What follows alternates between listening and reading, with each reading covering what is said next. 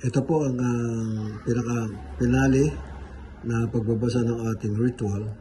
Lumalabas po ng ang ating nasunog na bigas ay nagawa, at pati ang kandila ay nagawa siya ng korteng puso. At meron din po siyang tinatawag na letra na pinapakita. At ito po ay letrang A o letrang H. At meron din po siyang sinasabi sa atin na ang forma ng bigas ay pwede pong masabi na ito ay isang bata na nakaupo o isang hayop na nakaupo.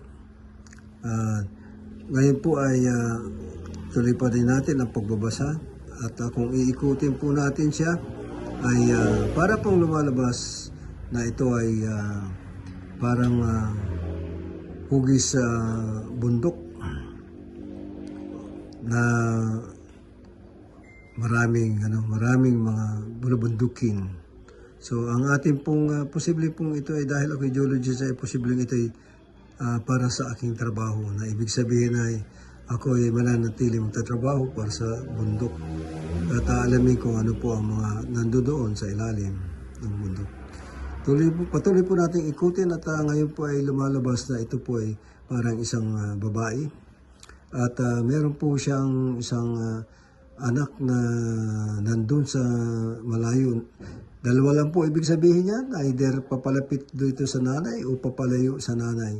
So meron pong isang batang babae, o hindi po natin alam kung bata yan o baka matanda na papaalis o paparating dito po sa ina.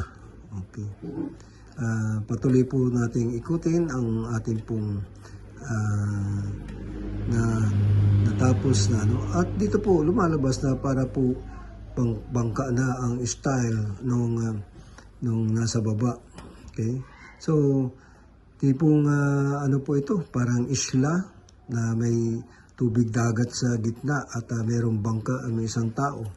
So ito po ay paglalayag ang ibig sabihin. So mayroon pong pupuntahang malayong lugar ang inyong lingkod. Posible po na ako ay pumunta sa malayong lugar.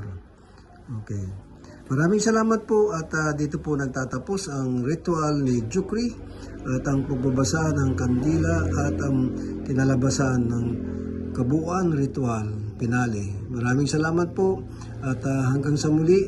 Ito po si Jukri, the poorest and humblest servant, Son of God. Maraming salamat po. Bye-bye po.